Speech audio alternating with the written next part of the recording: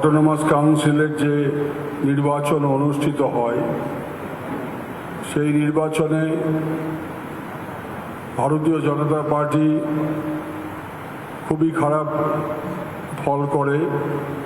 নতুন একটি রাজনৈতিক দল বা গোষ্ঠী তারা অটোনমাস কাউন্সিলের অধিকাংশ আসনে জয়ী হয়।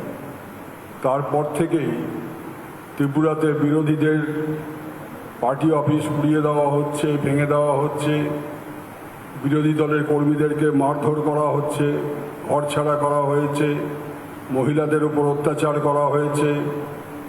কিন্তু না জাতীয় মানবাধিকার কমিশন, না অন্য কোনো সাংবিধানিক সংস্থা বা স্বরাষ্ট্র দপ্তরের পক্ষ থেকে কোনো পদক্ষেপ কিছুই নেওয়া হয়নি এবং এই হিংসার যে বাতাবরণ সেটি ত্রিপুরাতে এখনও অব্যাহত রয়েছে। আমরা শুধু এটা নিন্দা করছি তা নয়, আমাদের কেন মনে হচ্ছে যেন মানবাধিকার বিষয়টি কি শুধুমাত্র বিজেপি বিরোধী শাসিত ক্ষেত্রেই প্রযোজ্য, রাজ্যে প্রযোজ্য? যে সমস্ত রাজ্যে বিজেপি শাসন ক্ষমতায় রয়েছে সেখানে কি মানবাধিকারের প্রশ্নটা কি কোনো প্রশ্ন নয়? নইলে এখনো পর্যন্ত, যেমন ত্রিপুরার উদাহরণ দিলাম, এরকম উদাহরণ অন্যান্য বিজেপি শাসিত রাজ্য আছে কম বেশি, কোথাও কোনো পদক্ষেপ গ্রহণ করা হয়নি। আর মানবাধিকার কমিশনের টার্মস অফ রেফারেন্সে বলা নেই যে শুধুমাত্র তৃণমূল ছাড়া অন্য রাজনৈতিক দলের যারা কোনো না কোনোভাবে অসুবিধায় পড়েছে সেগুলোর খোঁজখবর নাও।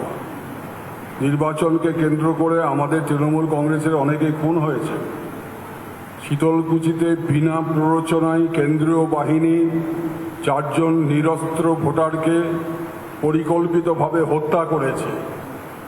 সেই হত্যার ঘটনাতেও না কেন্দ্রীয় সরকার কোনো পদক্ষেপ গ্রহণ করেছে, না কোনো মানবাধিকার কমিশন বা অন্য কোনো সাংবিধানিক সংস্থা কোনো পদক্ষেপ গ্রহণ করেছে। তাহলে কি ওই 4 জন নিরীহ ভোটার শীতলকুচির যারা এইভাবে খুন হলেন তাদের প্রাণের কি কোনো মূল্য নেই এই দেশে? এই প্রশ্নগুলো স্বাভাবিকভাবেই আসছে।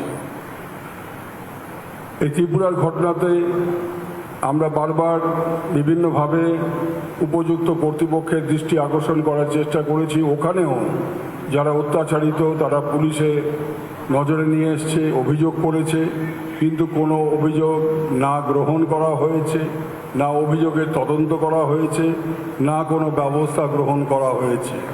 সুতরাং এই মানবাধিকার প্রশ্নটাকে একটা প্রহসনের জায়গায় নিয়ে যাওয়া হচ্ছে বলে আমরা মনে করি। এখন আপনাদের সামনে আমরা আরও কিছু নতুন তথ্য পেয়েছি, সেগুলো আপনাদের সঙ্গে আমরা শেয়ার করছি। কারণ কি, এই বিষয়ে আপনাদের মাধ্যমে আমরা কতগুলো গুরুত্বপূর্ণ প্রসঙ্গ তুলে ধরতে চাই।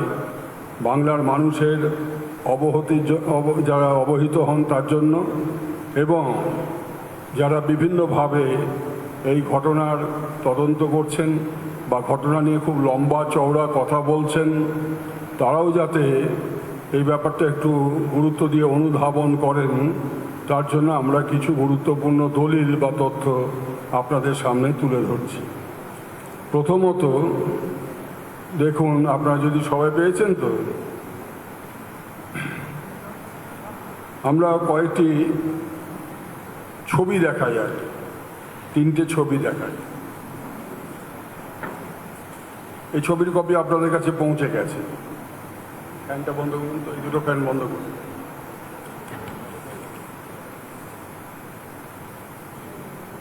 দুটো ছবি দেখায়। এই ছবিটা দেখুন আগে। চিনতে পারছেন ছবিটা? প্রতারক দেবাঞ্জন।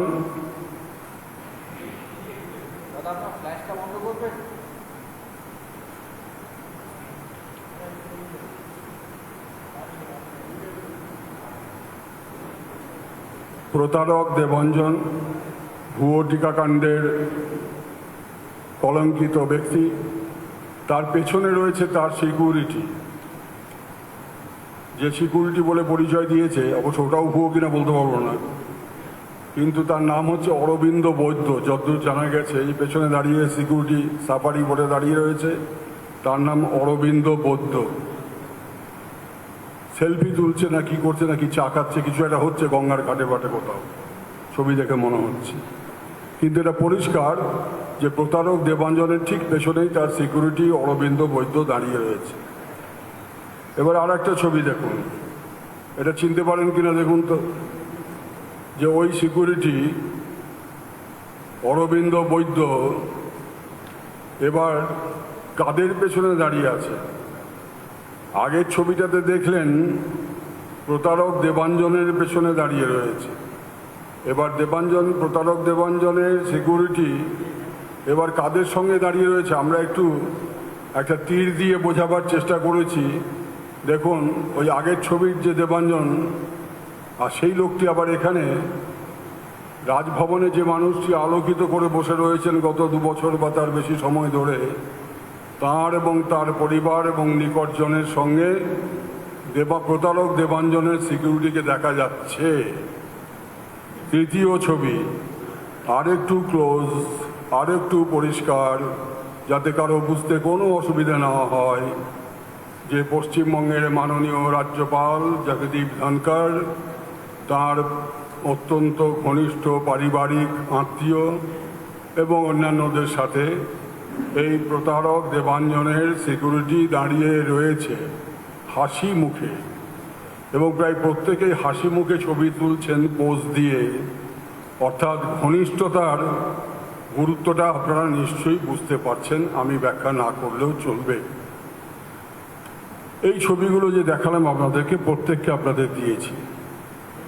শোনা যাচ্ছে যে এই সিকিউরিটির মাধ্যমে নাকি কোনো বিশেষ ব্যক্তির কাছে মাঝে মধ্যে খামটাম যেত, মাঝে মধ্যে নাকি কিছু উপহার টুপহারও যেত। তো আমাদের দলের পক্ষ থেকে আমরা যে তদন্তকারী সংস্থা এখন তদন্ত করছেন তাদের গোচরে বিষয়টি আমরা আনব, এবং আমরা চাইব যে সমস্ত তথ্য আসুক। আমাদের মাননীয় মুখ্যমন্ত্রী বলেছেন যে এই টিকাকাণ্ডের সঙ্গে মানুষকে অসুবিধায় যারা ফেলবার চেষ্টা করেছেন তাদের কাউকে রেয়াত করা হবে না, তিনি যতই গুরুত্বপূর্ণ বা উচ্চ পদস্থ কেউ হন না কেন। সুতরাং যদি দেখা যায় যে পশ্চিমবাংলার রাজ্যপালের সঙ্গে এই প্রতারকের সিকিউরিটির কোনো যোগসাজশ আছে, বা এই ছবিটা সত্যি ছবি এবং এটা সত্যি এটা ঘটেছে, তাহলে একটা আমাদের রাজ্য না, এটা দেশের পক্ষে একটা ভয়ঙ্কর। গত 2 দিন আগে আমরা যখন দেখলাম যে মাননীয় মুখ্যমন্ত্রী বললেন যে জৈন হাওয়ালা কাণ্ডে আমাদের রাজ্যপাল জড়িত ছিলেন জগদীশ ধনখড়, অবশ্য রাজ্যপাল হিসেবে নন, তখন তিনি কেন্দ্রীয় মন্ত্রী ছিলেন রেভিনিউ ডিপার্টমেন্টে, বা প্রাক্তন মন্ত্রী ছিলেন সেই সময়। তখন বলা হলো আমার নাম চার্জশিটে ছিল না। আমরা 29 তারিখ অর্থাৎ গত পরশু দিন আমরা দাবি করেছিলাম যে আপনি অর্ধসত্য বলেছেন, আপনার নাম ছিল, এবং জয়েন্ট আইডির পাতা আপনাদের সামনে এইভাবে পরিবেশন করে আমরা দেখিয়েছিলাম যে তার নামও ছিল এবং তার নামের পাশে একটা টাকার অঙ্ক লেখা ছিল। আজকে আমাদের কাছে খবর এসছে যে পরশুদিন যখন আমরা এই সাংবাদিক সম্মেলন করলাম তার কিছুক্ষণ পরেই বা সেই দিনই সকালে সাংবাদিক বিনীত নারায়ণ তিনি ফেসবুক অনলাইনে এসে তিনি পরিষ্কারভাবে বললেন যে এই হাওলা কাণ্ডের সঙ্গে জগদীপ ধনখড় যুক্ত ছিলেন, তিনি টাকা নিয়েছিলেন ইত্যাদি। কিন্তু আশ্চর্যের বিষয় 48 ঘন্টা কেটে গেল, এখনও রাজ্যপাল কিন্তু এই ব্যাপারে নিশ্চুপ। জগদীপ বাবুর মুখে আর কিছু শোনা যাচ্ছে না এই ব্যাপারে। এটা অত্যন্ত বেদনাদায়ক। যিনি প্রতি মুহূর্তে টুইট করেন, যিনি প্রতি মুহূর্তে অজস্র কথা বলেন রাজ্য সরকারের বিরুদ্ধে, প্রশাসনের বিরুদ্ধে, রাজ্যের মানুষের মধ্যে বিভাজন তৈরি করার জন্য ইত্যাদি, তিনি একেবারে নিশ্চুপ ব্যাপারটাতে। কিন্তু হঠাৎ দেখলাম যে গতকালকে এই দিল্লির একটি সংবাদপত্রে, বিখ্যাত একটি ইংরেজি সংবাদপত্রে একটি লোকের ছবি বেরিয়েছে। সেই ছবিটা একটা মৃত ব্যক্তির ছবি, অর্থাৎ আগের দিন রাত্রে তিনি মারা গেছেন। 28 তারিখে তিনি রাত্রিবেলা 29 তারিখে যেদিন আমরা প্রেস কনফারেন্স করলাম, অর্থাৎ গত পরশু দিন রাত্রিবেলা এই ভদ্রলোক মারা গেছেন। এই ভদ্রলোকের নাম কি? শ্রী সুরেন্দ্র জৈন। এই সেই সুরেন্দ্র জৈন যে জৈন ডায়েরির যিনি মাথা, হাওয়ালা কাণ্ডের যিনি মাথা, যার কাছে বিদেশ থেকে, লন্ডন থেকে, দুবাই থেকে হিজবুল মুজাহিদিনের টাকা আসতো, আন্তর্জাতিক জঙ্গি গোষ্ঠী। তিনি গত পরশুদিন আমাদের সাংবাদিক সম্মেলন এবং বিদিত নারায়ণের ফেসবুক অনলাইনের পরেই তিনি মারা গেলেন। এটা কাকতালীয় নাকি প্যানিক অ্যাটাক, কোনোটাই আমরা জানি না, বলতে পারবো না। কিন্তু দেখা যাচ্ছে উনি মারা গেলেন, আর আরেকজন নিশ্চুপ হয়ে গেলেন, সাইলেন্ট মোডে চলে গেলেন। এই দুটোর মধ্যে একটা কোথাও যেন কিছু সামান্য হলেও যোগ সাজস একটা আছে বলে আমার মনে হচ্ছে। ইতিমধ্যে একজন লেখক যিনি একটি বই লিখেছেন, বইটির নাম হচ্ছে ব্যাড মানি ব্যাড পলিটিক্স। অনেকদিন আগে বইটা বেরিয়েছে। এই যে বইটি, ব্যাড মানি ব্যাড পলিটিক্স, সঞ্জয় কাপুরের লেখা এই বই। সেই বইয়ের মলাট যেটা, তার কপি আপনাদের দিয়েছি। তার ভেতরে অনেক বড় বই, অনেক তথ্য আছে, আমরা সামান্য কিছু আপনাদের তথ্য দিয়েছি। তার মধ্যে দেখা যাচ্ছে যে 33 নম্বরে, আগের দিন আমরা যেটা দেখেছিলাম তাতে শুধু ধানকার লেখা ছিল, আর এখানে দেখা যাচ্ছে 33 নম্বর সিরিয়ালে জগদীপ ধনকর ফরমার মিনিস্টার, তার পাশে 5.25 জগদীপ ধনকর। আবারও প্রশ্ন, এই জগদীপ ধনকর আর রাজ্যপাল জগদীপ ধনকর একই লোক নন তো? আবার একটা পাতা একটু হয়তো অস্পষ্ট দেখাচ্ছে, আমি আপনার কাছে এটা আমাদের ইসেতে এসছে, সবাই দেখেছেন হয়তো, টুইট করেছেন কেউ। তাতে দেখা যাচ্ছে জগদীপ ধনকর এক্স এমপি জনতা দল, তিনি এপ্রিল মাসে 91 সালের মধ্যে 15,25,000 টাকা নিয়েছেন, এবং এখানে নোট আছে একটা, তার মধ্যে 2 লাইনের, this amount was sent to him in 3-4 instalments. তো তদন্ত হওয়া দরকার ভালোভাবে। তো এটাও আমরা, এই যে স্পেশাল ইনভেস্টিগেটিং টিম এসছে, তৈরি হয়েছে, তাদের কাছেও, তাদের নজরে আমরা আনবো যাতে সত্য উদ্ঘাটিত হয়। বিজেপি খুব গলা চড়িয়ে বলছিল যে আমরা পুরো সভা ঘেরাও করব, আমরা বড় বড় মাথা আছে আমি জানি। তো পশ্চিমবাংলায় যতদূর সাংবিধানিক প্রতিষ্ঠানগুলো আছে তার মধ্যে রাজ্যপালই তো নিয়মতান্ত্রিক প্রধান হিসেবে গণ্য, এর চেয়ে বড় মাথা আছে নাকি? তো আমরা সব মাথাকেই টানবো, যারা এর সঙ্গে যুক্ত থাকবে, আমাদের কাছে তথ্য আসবে, সেই তথ্যের ভিত্তিতে আমরা সমস্ত মাথায় টানবো। কারো কোনো নিশ্চিন্ত হওয়া বা উদ্বিগ্ন হওয়ার কোনো প্রয়োজন নেই। শেষ হয়নি। এই রাজ্যপাল তিনি আরেকটি জমি কেলেঙ্কারিতে যুক্ত ছিলেন, এবং সেটি আমাদের দলের সাংসদ মহুয়া মৈত্র টুইট করে ওনার কাছে পাঠিয়েছিলেন। সেই ব্যাপারেও রহস্যজনকভাবে রাজ্যপাল মহাশয় নীরব আছেন। যে একটা উনি রেসিডেন্সিয়াল প্লট পেয়েছিলেন পাঞ্জাব এবং হরিয়ানা হাইকোর্ট, ওই মামলাতে ওইটা বাতিল করে দেয়, ফলে প্লট থেকে তিনি আর পাননি ওটা পরবর্তীকালে, কিন্তু উনি পেয়েছিলেন, সেটা বাতিল করে দিয়েছে। এই মানুষটি বর্ষার সময় উত্তরবাংলা যাচ্ছেন, তারও আগে গেছেন বিভিন্ন জায়গায়, কোভিড বিধিকে অমান্য করে কুচবিহারে গেছেন, আরও বিভিন্ন জায়গায় গেছেন, গিয়ে উস্কানিমূলক কার্যকলাপ করছেন।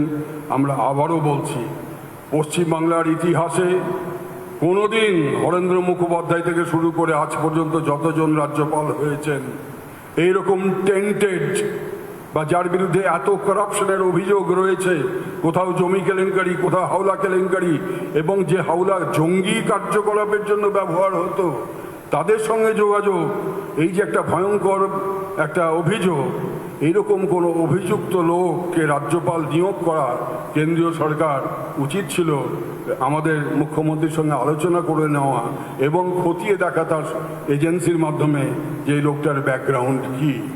আমরা আবারও দাবি করছি, এইরকম টেন্টেড গভর্নরকে আমাদের রাজ্যে রাখবেন না। দয়া করে অবিলম্বে ওকে বরখাস্ত করুন, নইলে রাষ্ট্রপতির দৃষ্টি আকর্ষণ আমরা করব এবং সংসদে, লোকসভা এবং রাজ্যসভাতে যে নিয়ম আছে সেই নিয়ম অনুযায়ী রাজ্যপালকে নিয়ে যে ধরনের আলোচনা করার অবকাশ আছে আমরা সেই সংসদীয় ব্যবস্থাও আমরা গ্রহণ করব।